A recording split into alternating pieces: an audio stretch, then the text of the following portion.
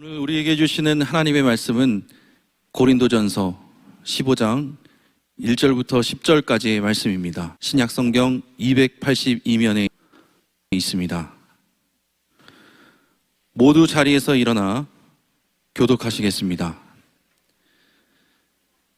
형제들아, 내가 너희에게 전한 복음을 너희에게 알게 하노니 이는 너희가 받은 것이요 또 그 가운데 선 것이라. 너희가 만일 내가 전한 그 말을 굳게 지키고 헛되이 믿지 아니하였으면 그로 말미암아 구원을 받으리라.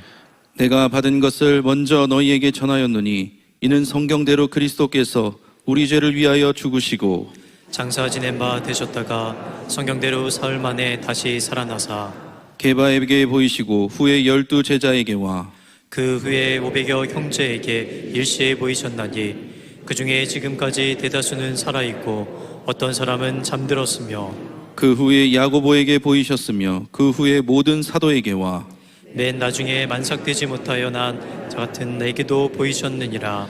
나는 사도 중에 가장 작은 자라. 나는 하나님의 교회를 박해하였으므로 사도라 칭함받기를 감당하지 못할 자니라. 그러나 내가 나 된 것은 하나님의 은혜로 된 것이니 내게 주신 그의 은혜가 헛되지 아니하여 내가 모든 사도보다 더 많이 수고하였으나 내가 한 것이 아니요 오직 나와 함께 하신 하나님의 은혜로라. 아멘. 성경에 손을 얹고 함께 고백하겠습니다. 이는 살아계신 하나님의 말씀입니다. 아멘. 할렐루야. 예수님 부활하셨습니다. 부활주일에 오신 우리 모든 성도들에게 부활의 기쁨, 산소망이 가득하시기를 축원합니다. 오늘은 유일한 희망, 부활의 예수라고 하는 제목으로 말씀 가운데 은혜를 나누고자 합니다. 사실 우리가 사순절 기간 동안에 특별 새벽 기도회를 하고 사순절 시리즈 설교를 하고 고난주간 특별 기도회를 합니다. 그런데 이 사순절 기간 동안 부활을 앞두고 이런 행사들을 많이 하지만 부활절이 되면 부활절 특별 예배를 드리고 난 다음에는 부활이 마감되는 경우가 참 많이 있습니다. 사실 부활의 기쁨은 우리 삶 가운데 매일 매 순간 평생을 통해서 이어져야 되는데 그렇지 못할 때가 많이 있습니다. 또한 서점에 가봐도 예수님의 십자가와 고난에 관한 서적들은 꽤 많습니다. 근데 부활에 관련된 책이 의외로 없어요. 그만큼 우리가 부활이 중요하다고 말하면서 정작 우리의 삶 속에서 부활을 깊이 되새기며 살아가는 그 삶의 모습이 이어지질 않습니다. 그래서 저는 오늘부터 이 4월 한 달 동안 부활절 시리즈 설교를 하고자 합니다.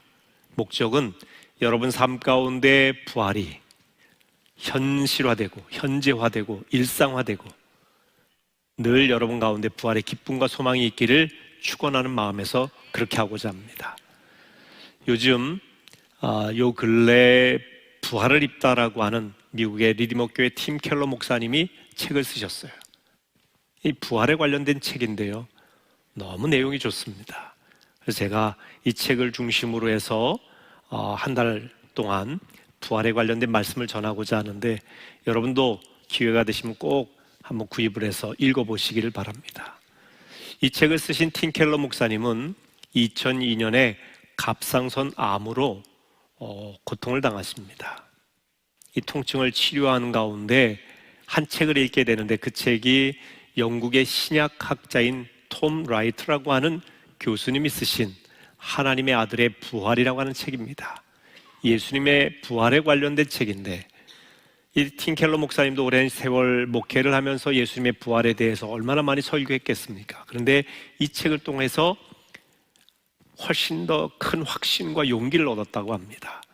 그것은 본인의 상황이 갑상선 암으로 여러 가지 어려운 가운데 있었기 때문에 더 큰 은혜가 된 것이라 그렇게 보여집니다.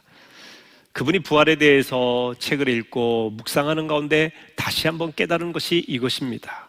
예수님이 죽음을 이기셨으니 나의 죽음 또한 정복될 것이다. 우리 한번 같이 읽어보겠습니다. 예수님이 죽음을 이기셨으니 나의 죽음 또한 정복될 것이다. 아멘. 믿으십니까? 예수님의 부활은 예수님의 부활로 끝나지 않습니다. 죽음을 이기신 예수님을 소망하는 우리 모든 성도들도 죽음을 반드시 이기고 승리할 것입니다. 아니, 우리는 위윈, 이미 이기며 살아가고 있습니다. 그렇기 때문에 여러분, 패배자의 모습으로 살지 마시고 부활 승리자의 모습으로 날마다 살아가시기를 바랍니다. 이 팀 켈러 목사님이 이 부활에 대한 확신을 가지고 목회를 하는 동안 미국의 리디머 교회는 놀라운 부흥을 이룹니다.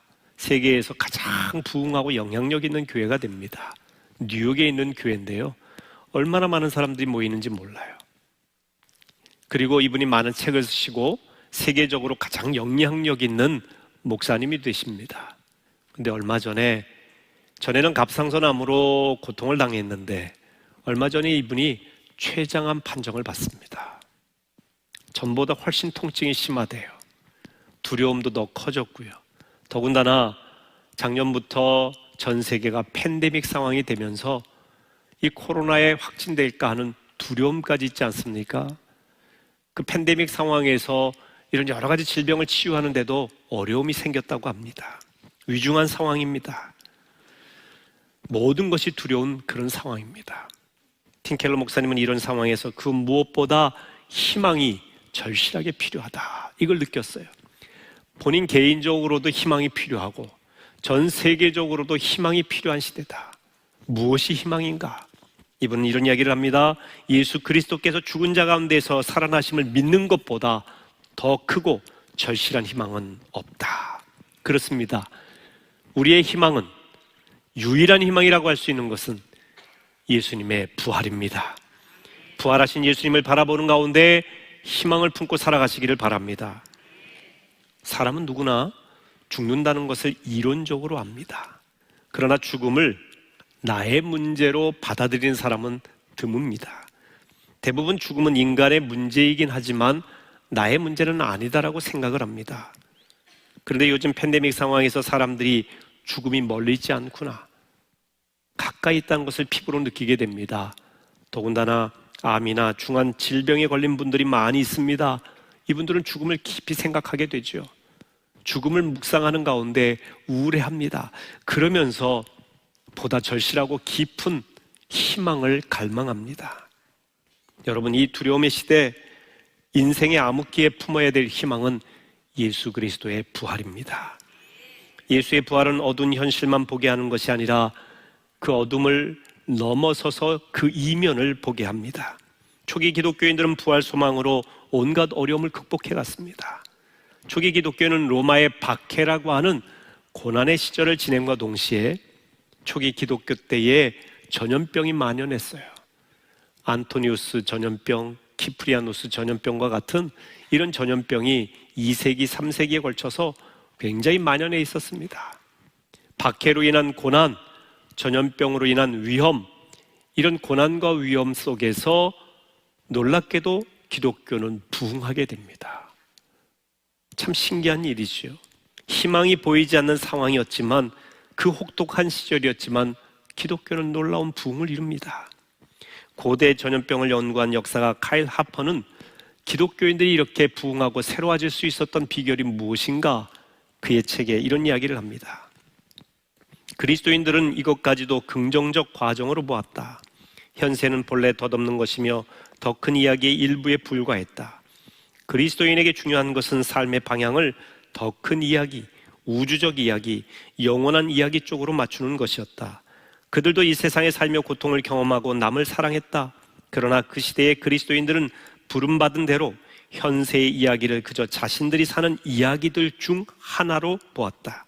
그들은 더 큰 그림을 보았다. 여러분, 초기 그리스도인들도 역경 속에 있었어요. 예수 믿는다고 역경이 없는 것이 아닙니다. 오히려 예수 믿는 것 때문에 더 큰 어려움, 박해, 역경이 있었어요. 그런데 그 역경만 보지 않았다는 거예요. 역경 이면에 있는 더 큰 그림, 요즘 표현으로 말하면 빅픽처를 본 겁니다. 바로 영원한 세계를 본 것이고, 고난의 현실 속에 있지만 우리는 보다 큰 기쁨의, 부활의 그 놀라운 현재가 있음을 본 것입니다. 보이는 세계만 본 것이 아니에요. 믿음으로 보이지 않는 세계를 바라봄으로 승리할 수 있었던 겁니다. 제가 로마의 카타콤 지하 무덤을 성지 순례할 때에 참 인상 깊은 글귀 하나를 보게 되었습니다. 그 지하 무덤은 박해를 피해서 기독교인들이 숨어든 곳 아닙니까? 햇빛이 없는 곳이에요. 굉장히 힘든 곳에서 생활을 하면서도 그들은 곳곳에 이런 글귀를 써놨습니다. 제2의 세계를 희망하라. 우리가 살아가는 제1의 세계가 끝이 아니다라는 겁니다. 제2의 세계가 있다. 죽음 이후의 세계가 있다. 영원한 세계가 있다. 부활하신 주님과 함께하는 세계가 있다. 그 세계를 희망하라는 것이지요. 초기 기독교인들은 이런 희망 속에서 그 암흑기를 견뎌냈던 것입니다. 성경에서 희망이라고 하는 단어를 헬라어로 엘피다라고 사용을 합니다. 이 말은 본래 깊은 확신이라고 하는 뜻입니다. 희망이라고 하는 것은 막연한 것을 꿈꾸는 것이 아닙니다. 분명하고 구체적인 것에 대한 확신이에요. 이런 희망의 구심점이 바로 예수 그리스도의 십자가와 부활입니다. 우리가 예수를 진심으로 믿고 의지할 때 나타나는 가장 두드러진 모습은 생생한 소망, 희망을 갖게 된다는 것입니다. 베드로전서 1장 3절 말씀을 같이 읽어보겠습니다. 우리 주 예수 그리스도의 아버지 하나님을 찬송하리로다. 그의 많으신 긍휼대로 예수 그리스도를 죽은 자 가운데서 부활하게 하심으로 말미암아 우리를 거듭나게 하사 산 소망이 있게 하시며. 아멘. 막연한 바람이 아니라 산 소망이라고 표현하고 있습니다. 예수를 믿음으로 거듭난 사람에게 가장 두드러진 특징, 산 소망이 있는 거예요. 어떤 어려움 속에서도 그 내면 깊은 곳에 살아있는 소망 때문에 다시 일어나는 것입니다. 이 소망 때문에 사랑할 수 있는 힘이 생기고 살아갈 힘이 생기고 어떤 역경이든지 이길 수 있는 능력이 생기는 것입니다. 여러분 가운데 부활하신 예수님으로 인한 산 소망이 가득하시기를 축원합니다. 용기 잃지 마시기를 바랍니다. 어떤 위기 속에서도 예수님 살아계시고 우리와 함께 하십니다. 예수의 부활을 믿는다는 것은 도대체 무엇을 의미하는가? 크게 두 가지 의미가 있어요. 첫째는 예수의 부활이 실제로 일어난 사실로 믿는 것입니다. 예수님이 부활하신 것을 그저 하나의 상징이나 신화적인 이야기로만 받아들여서는 안 됩니다. 사실 예수 믿으면서 가장 힘든 부분이 이 부분이에요. 오늘 과학시대를 살아가는 우리가 죽은 자가 살아난다는 것은 있을 수 없는 일 아닙니까? 그러니까 예수님이 부활하셨다는 것을 도저히 받아들이기 어려워서 갈등을 합니다. 그래서 나름대로 해소하고 재해석한 것이 무엇이냐? 예수님이 부활하셨다는 것은 우리에게 삶의 용기를 주기 위해서, 또 의인이 악인을 이긴다는 것을 보여주기 위해서, 긍정적인 생각을 가지면 우리에게 좋은 이 결과, 열매를 맺게 된다는 것을 보여주는 하나의 상징이다. 진짜 부활하신 건 아니다. 예수님 부활 안 하셨으면 어떠냐? 그것이 실제적인 사건이 아니라도 상관이 없다. 이거는 상징이라도 상관이 없다. 예수님이 부활하셨음을 믿는 마음으로 우리가 밝고 건강하고 긍정적으로 살아가면 되지 않느냐라고 이야기하는 사람들이 있어요. 굉장히 좋아 보이지요. 굉장히 설득력 있어 보입니다. 근데 거짓말입니다. 이건 대단한 이단입니다. 위험합니다. 선이 악을 이기는 상징이나 긍정적인 사고를 불어넣는 상징이 아니라 예수의 부활은 너무도 많은 증거가 있는 분명한 역사적인 사실입니다. 이 부분을 뒤에 가서 좀 더 다루도록 하겠습니다. 그래서 예수의 부활을 믿는다는 것은 예수의 부활이 실제로 일어났다는 것을 믿는 것이고요. 둘째로는 부활이 뭘 의미하는지를 알고 믿는 겁니다. 예수의 십자가와 부활은 과거의 사건으로 끝나지 않고 오늘 우리에게 중요한 의미를 준다는 것을 믿는 것입니다. 과거의 사건이 현재 우리에게 희망을 주기 때문에 부활은 현재적인 사건이기도 합니다. 그리고 우리는 미래에 누릴 부활의 삶을 현재의 삶으로 가져와야 됩니다. 죽어서만 가는 천국을 생각하지 마시고 천국의 기쁨이 오늘 우리의 삶 가운데도 있다는 것을 깨달으셔야 됩니다. 예수가 부활하셨기 때문에 우리도 반드시 부활합니다. 이것을 믿는 사람은 미래의 희망으로만 살지 않습니다. 그 희망 때문에 현재의 삶이 달라지는 거예요. 부활의 산소망을 가진 사람은 그래서 이웃을 대하는 태도가 달라지고, 일하는 직장에서 일하는 태도가 달라지고, 재물을 사용하는 방식도 달라집니다. 세상 사람들의 그런 관점에서 살지 않아요. 자기 자신의 영달을 위해서만 사는 것이 아니라 자기의 유익만을 위해서 살지 않고 눈앞에 있는 이익에만 매이지 않고 궁극적인 것을 바라보기 때문에 오늘 우리의 삶이 달라지도록 하는 겁니다. 예수의 부활을 믿는 사람은 미래에 완성될 하나님의 새 창조 세계의 삶을 지금 누릴 수 있습니다. 미래의 천국만 생각하며 사는 것이 아니라 그 천국을 지금도 맛보며 사는 것이라는 겁니다. 이것이 부활을 믿는 중요한 의미예요. 사도 바울이 옥에 갇혔을 때에 그 고난 중에도 바울은 나는 기뻐한다고 했어요.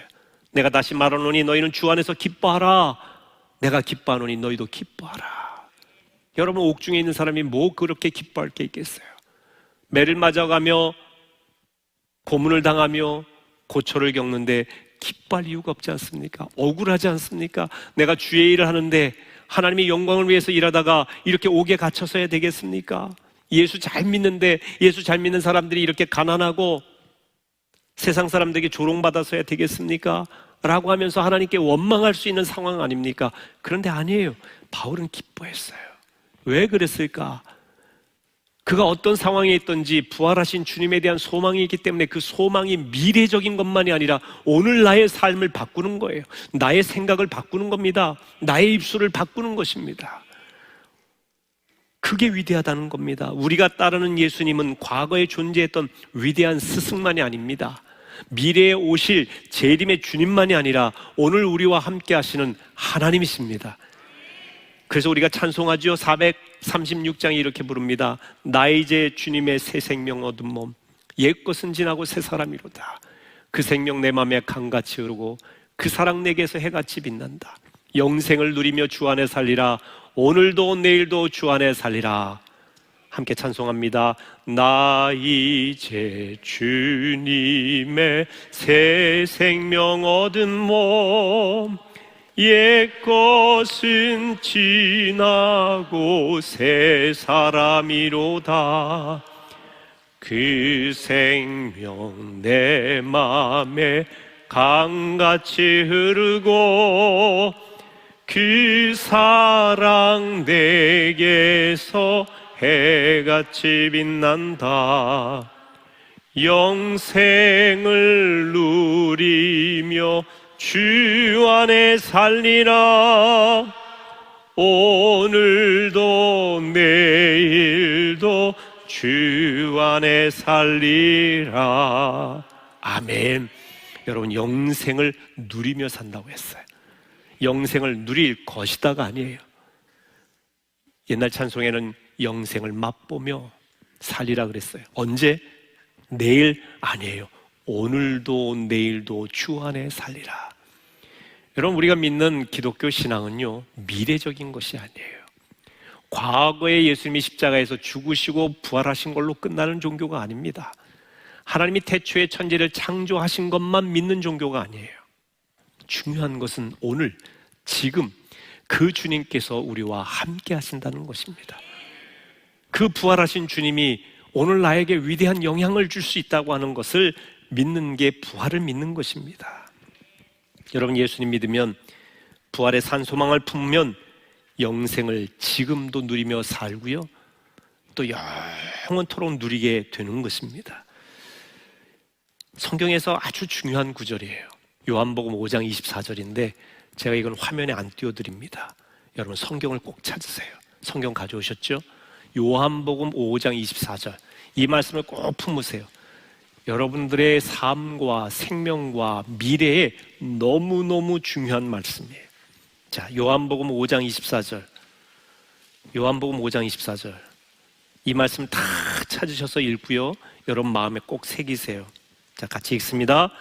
내가 진실로 진실로 너희에게 이르노니 내 말을 듣고 또 나 보내신 이를 믿는 자는 영생을 얻었고 심판에 이르지 아니하나니 사망에서 생명으로 옮겼느니라. 아멘. 여기 보세요. 예수님이 말씀하신 것 중에 진실로 진실로라고 표현할 때는요, 대단히 중요한 말씀이에요.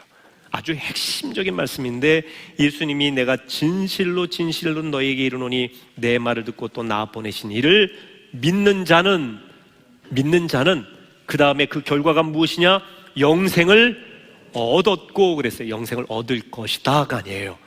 미래형이 아니야. 지금 이미 영생을 얻었다는 겁니다. 그리고 앞으로는 심판에 이르지 아니하나니 우리는 하나님의 심판받는 백성이 되지 않습니다. 그리고 뭐라고 되어 있습니까? 사망에서 생명으로 옮겨진 상태예요. 여러분, 우리 안에 예수에 대한 믿음이 없으면, 예수님이 없으면 호흡하며 살아있는 것 같아도 영적으로 죽은 자입니다.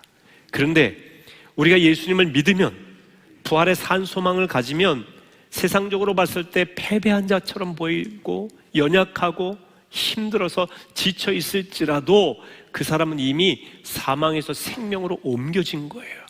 우리가 이것을 확신하게 되면요, 부활의 놀라운 소망과 기쁨 속에서 승리의 삶을 살게 되는 것입니다. 세상 사람들 부러워하지 않게 돼요.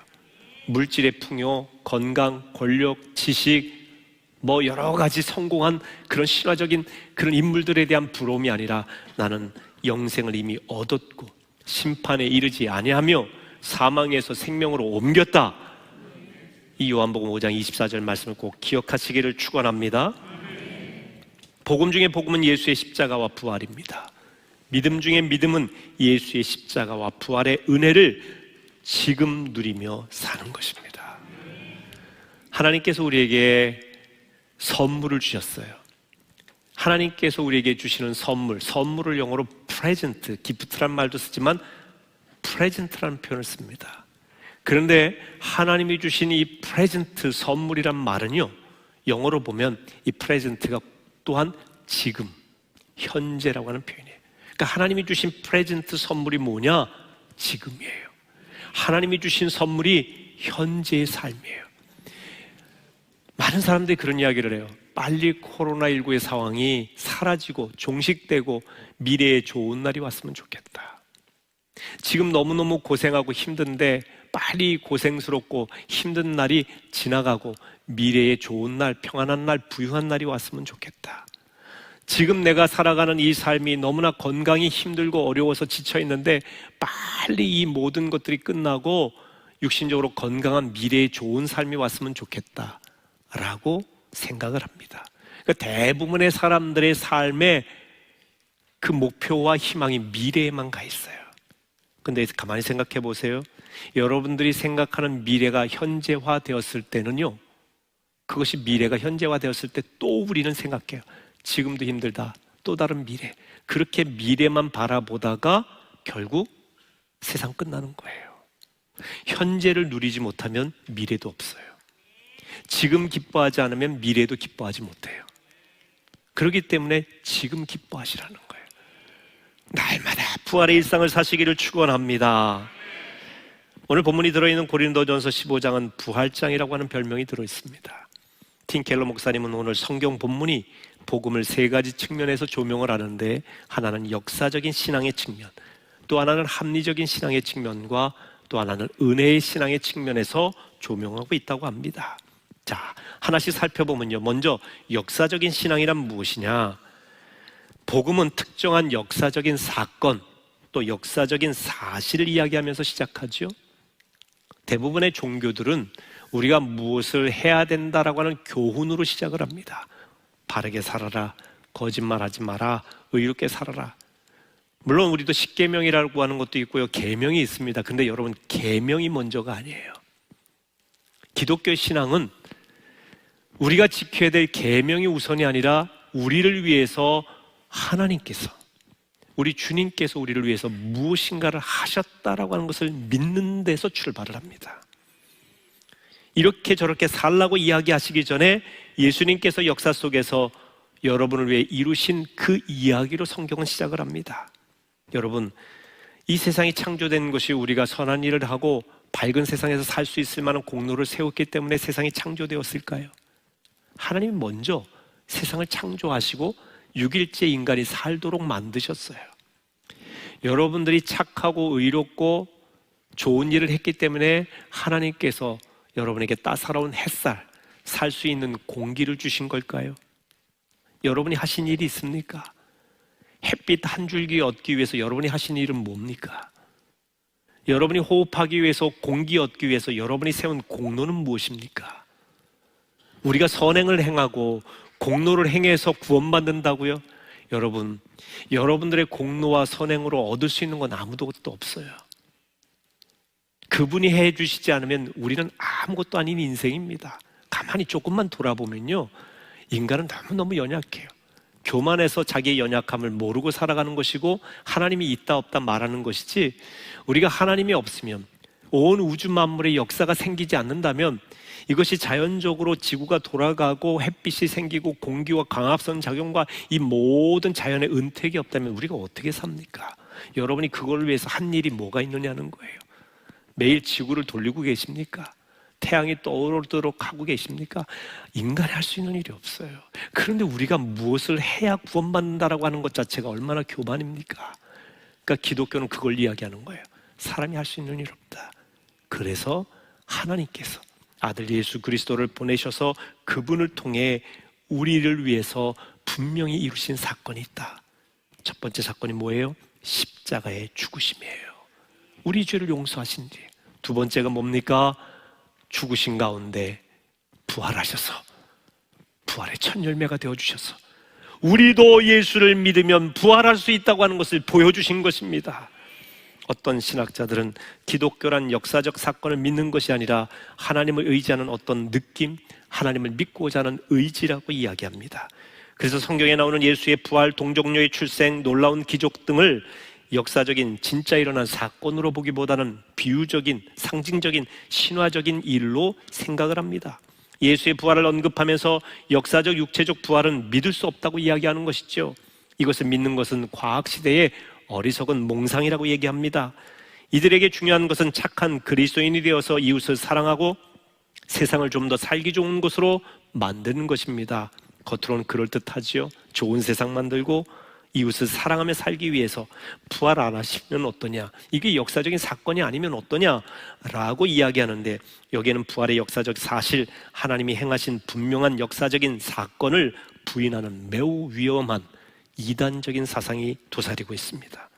성경은 우리가 도덕 윤리적 선행으로 구원받는다고 가르치지 않습니다. 우리의 공로로 구원받을 수 없습니다. 늪에 빠진 사람은 자기 힘이 아니라 외부의 도우심으로 빠져나올 수 있는 것입니다.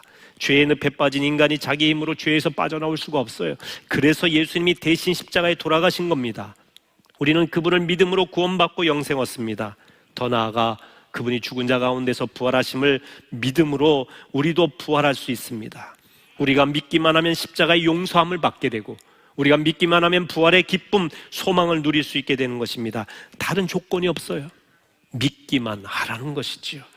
이것은 예수의 십자가와 부활이 역사 속에서 실제로 일어난 사건이기 때문에 가능한 거예요. 일어나지 않았는데 일어난 것처럼 생각하면 믿으라고 하는 것은요, 믿음의 능력이 없어져요.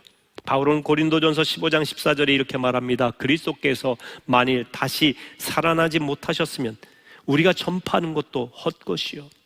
그러니까 예수께서 다시 살아나는 것이 사실이 아니라면 우리가 전파하는 모든 게 헛것이라는 거예요. 헛것이라고 하는 말은 헬라어로 케노스라는 표현을 쓰는데 아무런 능력이 없다, 빈 것이다, 그런 뜻이에요. 여러분, 예수의 부활이 사실이 아니고 이 부활을 사실로 믿지 않으면 우리가 복음을 전해도 이 전하는 복음이 아무런 능력이 없다는 거예요. 생각해 보세요.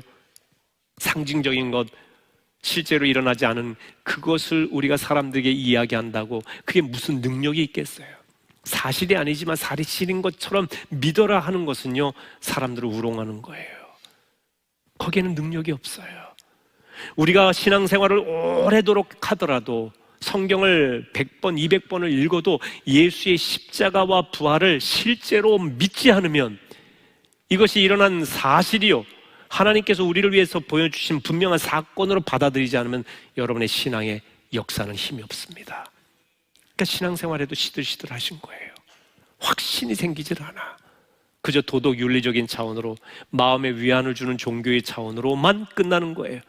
그런데 내가 기도해도 응답이 되지 않고, 내가 그런 위로를 받지 못하는 것 같고, 찬송하고 예배드려도 별로 느낌이 없는, 내 감정에 별로 변화가 없으면 이 신앙도 별로 의미가 없나 보다 하고 세상으로 가는 것이죠. 그래서 심지어 교회에서 직분을 받아도요, 부활에 대한 분명한 믿음, 예수 십자가 용서에 대한 분명한 믿음을 내게 적용시키지 않으면 우리의 신앙은요, 수많은 시련의 물속에서 그냥 떠내려가 버려요. 요즘 보세요. 코로나 상황에서 얼마나 많은 사람들이 교회를 떠납니까? 세상이 손가락질하고 비판하니까 똑같은 입장을 취하면서 교회 떠나는 사람도 많이 있지 않습니까? 우리가 믿는 게 교회가 아니에요. 우리가 믿는 게 목회자를 믿는 게 아닙니다. 우리가 믿는 것은요, 교회 건물 믿는 게 아니에요. 교회에 대한 이미지 믿는 게 아닙니다. 우리가 믿는 것은 예수 그리스도의 십자가요, 그분이 부활하신 것을 믿는 것입니다. 이 믿음을 가지고 살아가야만 어떤 삶의 역경 속에서도 이길 수 있는 거예요. 이 믿음이 떠나가니까 코로나 상황에서 얼마나 많은 사람들이 세상으로 나가는지 몰라요. 너무너무 마음이 아프고 안타까워요. 여러분, 부활의 분명한 역사적인 신앙을 가지시기를 축원합니다. 우리의 모든 희망이 이걸 믿지 않으면 물거품이 되는 겁니다. 또한 합리적인 신앙입니다. 이 기독교 신앙은 역사적인 신앙임과 동시에 합리적이다. 이 말은 그냥 상징적으로 그런 일이 일어나지 않는데 뭐 증거도 없는데 그냥 억지로 믿으라고 말하는 게 아니에요. 신앙은 강요하지 않습니다. 강요한다고 신앙이 생기는 게 아니잖아요. 우리 마음에 믿어져야죠. 고린도전서 15장에 보면 우리가 부활을 믿어야 하는 수많은 이유가 나옵니다. 어떤 이들은 부활은 시간이 많이 경과한 뒤에 기독교인들이 지어낸 이야기라고 말합니다. 그런데 부활을 증언하는 고린도전서 15장은 예수님이 돌아가신 지 20년 안팎에 쓰여진 서신입니다. 수많은 부활의 증인들이 아직 생존한 가운데 기록된 내용이에요. 그리고 많은 사람들이 여러 명이 보았기 때문에 한두 사람의 증거가 아닙니다. 지어낸 얘기가 아니라는 겁니다. 또 어떤 이들은 예수의 제자들이 예수의 부활을 직접 본 것이 아니라 마음으로 그 부활을 경험했을 뿐이다. 그러니까 예수님의 부활을 실제로 보고 이야기한 게 아니라 내 마음속에서 예수님 부활하시면 됐지라고 생각을 하는 정도라는 겁니다. 근데 성경에는요, 예수께서 사흘 만에 부활하셨다는 명백한 시간이 기록되어 있어요. 마음으로만 경험했다면 사람마다 그 예수님의 부활의 임재를 경험하는 시간이 다 달랐을 거예요. 그런 기록들이 있을 텐데 그런 기록은 없어요. 그리고 부활의 증인들은 한결같이 사흘 만에 부활하신 예수님을 증언하고요, 성경에서는 그렇게 증언하는 부활의 증인들이 수없이 많다는 겁니다. 성경은 예수의 부활을 무조건 믿으라고 하지 않습니다. 역사적인 사건, 사실을 왜곡하지 말라는 것이고 합리적인 증언이 있으니 이걸 여러분들이 분명히 받아들이라고 하는 것이죠. 바울이 고린도전서 15장에서 부활에 대해 두 가지 합리적인 증거를 대는데 하나가 빈 무덤이에요. 예수님이 무덤이 없어요. 그래서 예수님의 이 시신을 제자들이 훔쳐간 것이 아니냐라고 부활을 부인하고 싶은 이들이 얘기를 하죠. 근데 그 증거가 없어요. 그리고 예수님의 제자들이 다 도망가고 뿔뿔이 흩어진 그 자들이 예수님의 시신을 가져다가 훔쳐갔다는 건 말이 되질 않죠. 예수를 믿지 않는 사람들도 예수의 무덤이 역사적으로 비었다는 것은 인정을 합니다. 그래서 빈 무덤이 부활의 증거고요. 또 하나는 다양한 정황에서 수많은 사람이 부활하신 예수를 보았다고 증언하는 점입니다. 그러니까 예수님의 부활 한두 사람이 본 것이 아니라고 말씀드렸죠. 수제자 베드로, 12제자, 500여 제자들, 예수님의 동생 야고보, 그리고 사도 바울에게까지 보이셨습니다. 그런데 이분들이 부활에 대한 증언이 일치합니다. 여러분 생각해 보세요. 오늘날처럼 SNS가 발달되고 통신이 발달된 데는 예수님의 부활에 대해서 뉴스에 나오면 그 뉴스를 보고 사람들이 똑같이 생각하고 공유하는 것은 오늘날 이 시대에는 당연한 것처럼 보여요. 근데 2000년 전입니다. 그때 당시에는요, 사람들이 무슨 통신이 발달하고 전화기가 있었겠어요. 예수님의 부활에 대해서 공통된 인식을 갖기도 어려워요. 그런데 서로가 각자가 고백하는 내용들을 모아봤는데 일치해요. 여러분, 그럴 수가 있겠습니까? 이건 분명하게 예수님께서 부활하신 것이 사흘 만에 부활한 것이 분명하고 역사적인 증거가 분명하기 때문에 그런 것이지요. 피터 윌리엄스라고 하는 분은 성경에 나온 증언들을 이렇게 정리했어요. 기록된 것만 해도 부활하신 예수는 유대에, 갈릴리에, 성읍에, 시골에, 실내에, 실외에, 아침에, 저녁에 예고하신 대로 예고 없이 가까이에, 멀리, 산 위에, 호숫가에 여러 남자에게, 여러 여자에게, 개인에게 500명이 넘는 단체에게 앉으셔서 서신 채로 걸으시며 음식을 드시며 말씀하시며 나타내셨다. 이게 다 성경에 있는 이야기들이에요. 그러니까 예수님께서 부활하셔서 보이신 정황이 너무나 많다는 겁니다. 그런데 여기서 또한 주목할 것은 예수님이 부활하신 이후에 그분의 몸입니다. 부활하신 예수님의 모습은 평범함과 비범함을 동시에 갖고 있어요. 예수님은 평범한 인간의 모습으로 다시 부활을 하셨습니다. 부활하신 예수님은 귀신이나 유령이 아닙니다. 그런데 부활하신 예수를 만난 제자들은 처음엔 그분을 알아보지 못했어요. 예수님은 분명히 전처럼 십자가에 못 박히신 상처가 있는 몸이라 그 몸을 만져보지 않았습니까? 내 몸을 만져보라고 하셨죠. 못 박힌 상처를 보아라. 분명히 상처도 있으셨어요. 생선도 드실 수 있도록 육의 몸을 갖고 계셨습니다. 그런데요, 성경에 보면 예수님께서는 장기문을 통과하셨다고 그랬어요.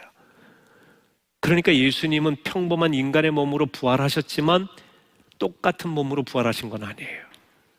전에 어떤 장애인 성도님이 예수님의 부활, 우리의 몸의 부활, 우리도 부활할 것이라고 하는 이 설교를 듣고 고민하며 제게 상담한 적이 있어요.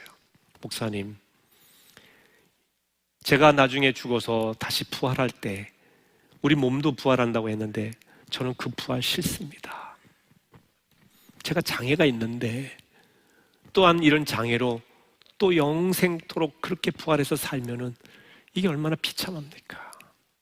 제가 그랬어요. 물론 우리가 몸으로 부활합니다. 성경에 그렇게 돼 있습니다. 근데 영화로운 몸, 전혀 다른 새로운 몸으로 부활합니다. 염려하지 마세요. 걱정하지 마세요. 여러분, 우리가 모든 부활에 대해서, 영생에 대해서 다 설명할 수 없어요. 성경에 나온 것까지만 우리가 말할 수 있습니다. 근데 분명한 것은 여러분들이 부활하고 천국 가는 거, 그런 다음에 우리가 이러이러한 인간적인 걱정거리들을 걱정할 이유가 없어요. 세상에서 걱정하는 것이 천국에 가서 똑같이 걱정한다면 우리가 천국이 무슨 의미가 있겠어요? 전혀 다른 세계거든요. 그러나 육이 있고 영이 있고 우리의 삶에 지금 우리가 누리고 있는 것도 있지만 또 전혀 다른 모습도 있다는 건 예수님의 부활하신 몸이 보여주고 있습니다. 그래서 예수님이 부활하셨다는 합리적인 그런 증거, 신앙을 우리가 가져야 되고요. 근데 마지막으로 예수의 부활은 역사적인 사실이고 부활의 합리적인 증거도 많지만 여기에 대해 사람들이 고개를 끄덕끄덕 한다고 신앙을 갖는 게 아니에요. 신앙은 고개를 끄덕이는 동의의 차원이 아닙니다. 예수의 부활을 자신이 믿음으로 받아들이는 거예요. 영접하는 게 신앙이에요. 그러니까 신앙은 여기서 끝나지 않아요. 생각, 의식, 동의, 이 차원이 아니에요. 우리의 마음으로 믿고 우리의 전 존재로 예수를 고백하는 차원까지 나가야 돼요. 그래서 진짜 신앙인이 되면 삶이 달라지게 되고, 진짜 신앙인이 되면 나를 주를 위해 헌신하는 걸 조금도 아까워하지 않게 됩니다. 근데 우리는 어떻습니까? 신앙생활하면서 내가 불리한 일은 발을 빼려고 하잖아요. 신앙을 통해서 내가 뭔가 유익을 얻고자 하지요. 유익이 생기지 않으면 발을 빼려고 해요. 그건 신앙이 아닙니다. 종교생활이죠. 신앙은요, 차원이 완전히 다른 거예요. 예수님의 제자들 보세요. 처음에는 종교생활했어요. 예수라고 하는 이 정치적인 메시아에 대해서 종교적으로 따랐어요. 그래서 이 예수를 통해서 내가 고생하고 어려움이 있지만 언젠가는 세상이 변화되면 나도 한 자리 하리라고 하는 유익을 생각한 거예요. 그런데 이런 생각이 완전히 틀어지지 않습니까? 이분이 십자가로 가잖아요. 십자가로 가니까 제자들이 배반해요. 가룟 유다만 배반한 게 아니죠. 베드로도 부인하고 다른 제자들도 다 떨어져 나갑니다. 종교 생활하는 사람은요, 결국 결정적일 때 다 떨어집니다. 신앙생활 하셔야 돼요. 믿음으로 사셔야죠. 이 믿음 생활이라고 하는 것은요, 내 유익의 삶이 아니라 나를 위해서 죽으신 그 주님에 대한 믿음을 내가 전 존재로 받아들임으로 그분을 위해서 내가 죽어도 좋다라고 하는 결단이 생기는 거예요. 그럴 때는 세상이 무섭지 않아요. 놀라운 역사가 있습니다. 힘이 있어요. 파워가 생기게 되는 거예요. 누가 뭐라고 하는 데서 거기에 좌지우지 되는 게 아닙니다. 사람은 자신에게 하나님의 은혜가 필요하다는 것을 깨닫지 못하는 한 부활을 받아들이지 못합니다. 누가 이야기할 때 논리적으로 설득이 되어도 마음이 움직이지 않으면 받아들이지 않는 것 같아요. 그래, 네 말이 옳다. 그래, 네 말이 다 맞는데 그래도 난 네 말 받아들이지 않을 거야. 이런 경우 있잖아요. 마음이 움직여야 되거든요. 마음이. 그래서 로마서에도 보면 우리가 마음으로 믿어 의에 이르고 입으로 시인하여 구원에 이르느니라. 그러니까 신앙이라는 건 머릿속에 동의로 끝나는 게 아니에요. 마음과 입술의 고백. 입술의 고백은 전 존재를 주님께 드리겠다는 헌신에서 오는 거죠. 그러니까 바울이 바로 다메섹 도상에서 예수님, 부활하신 예수님을 만나면서 이런 신앙인이 된 겁니다. 그래서 사람들은요, 이 바울을 통해서 많이 변화되는데 그 이유가 뭐냐면 그가 논리적으로 합리적으로도 설명을 하지만 그에게는 간증이 있잖아요. 내가 예수를 믿음으로 변화된 간증을 하기 때문에 바울의 메시지에 훨씬 더 강력함이 있었어요. 그러니까 여러분들이 예수님을 만나는 그 간증이 있으면 내 삶이 변화되고 예수를 만남으로 내 자화상이 변화된 그 간증이 있을 때 신앙의 파워가 생기는 거예요. 그러니까 내가 직접 체험하는 거죠. 그래서 예수를 인격적으로 만나는 거예요. 이론적으로 만나는 게 아니라 인격적으로 만나는 거죠. 그 간증이 오늘 본문 9절 10절에 나옵니다. 한번 같이 읽어보실까요? 나는 사도 중에 가장 작은 자라. 나는 하나님의 교회를 박해하였으므로 사도라 칭함받기를 감당하지 못할 자니라. 그러나 내가 나된 것은 하나님의 은혜로 된 것이니 내게 주신 그의 은혜가 헛되지 아니하여 내가 모든 사도보다 더 많이 수고하였으나 내가 한 것이 아니요 오직 나와 함께 하신 하나님의 은혜로라. 바울은 3번이나 여기서 은혜라고 하는 단어를 사용을 했습니다. 나의 나된 것은 하나님의 은혜로 된 것이다. 바울은 기독교인들을 박해하던 유대교인이었죠. 그러던 그가 다메섹 도상에서 예수님을 만난 다음에 변화되어 사도가 됩니다. 이것이 나의 어떤 의지적인 결단이라기보다는 궁극적으로 하나님의 은혜라고 고백하는 거예요. 과거의 자기의 모습은 기독교인을 박해하던 죄인 중에 괴수의 모습이었지만 이런 죄인을 변화시키셔서 하나님의 도구로 쓰신 것은 전적인 그분의 은혜다. 자화상이 바뀐 거예요. 자신의 과거에만 매이지 않고 지금 나를 쓰신 하나님의 은혜에 대해서 고백합니다. 여러분, 십자가의 은혜, 부활의 소망을 깨달은 사람은 삶이 달라지게 되어 있어요. 달라지고 싶어지는 겁니다. 예수님의 모습을 본받아 살고 싶어지는 겁니다. 바울처럼 말이죠. 그리고 하나님의 은혜를 깨달은 사람은 세상을 두려워하지 않습니다. 죽음을 두려워하지 않아요. 2020년부터 지금까지 겪고 있는 이 코로나 팬데믹은 과학과 첨단 기술을 신봉하는 현대인들의 신앙을 흔들어 놓았죠. 얼마나 우리가 흔들리고 있습니까? 우리가 상상하기 어려운 방식으로 죽음이 우리 가운데 덮치고 있습니다. 코로나의 위협에 다양한 방식으로 대응하지만 공통되는 반응이 두려움이에요. 확진될까? 그 내면에는 죽을까에 대한 두려움이 있습니다. 이 두려운 시절, 이 암흑기에 우리에게 필요한 것이 무엇이냐? 예수 그리스도의 부활을 믿는 믿음입니다. 유일한 희망은 부활하신 예수 그리스도이십니다. 바로 이 믿음을 갖고 살아가시기를 바랍니다. 다른 사람의 신앙이 아니에요. 그것이 내 신앙이 돼야 됩니다. 이 모든 일이 가능한 비결, 내 삶을 승리로 이끄는 비결, 부활하신 예수님을 현재 믿는 것이고 그 부활의 능력을 현재 덧입어서 승리하는 것입니다. 부활의 일상을 살아가시기를 주의 이름으로 축원합니다. 어떤 어려움이 오더라도 예수님의 부활, 그 희망을 잃지 마시기를 주의 이름으로 축원합니다. 기도하겠습니다. 아버지 하나님, 부활하신 주님을 믿고 살아가는 우리 모든 성도들이 오늘 현재의 여러 가지 어려움과 고난과 아픔이 있지만 현재의 아픔을 능히 이기고 이보다 큰 하나님의 은혜의 역사가 있음을 확신하며 살아가게 도와 주시옵소서. 큰 그림을 바라보게 도와 주옵소서. 부활을 과거의 것으로만, 미래에 올 것으로만 생각하는 것이 아니라 지금 우리의 삶 가운데서도 부활의 기쁨, 부활의 능력, 부활의 소망을 맛보며 살아가게 하여 주시옵소서. 예수님의 이름으로 기도하옵나이다. 아멘.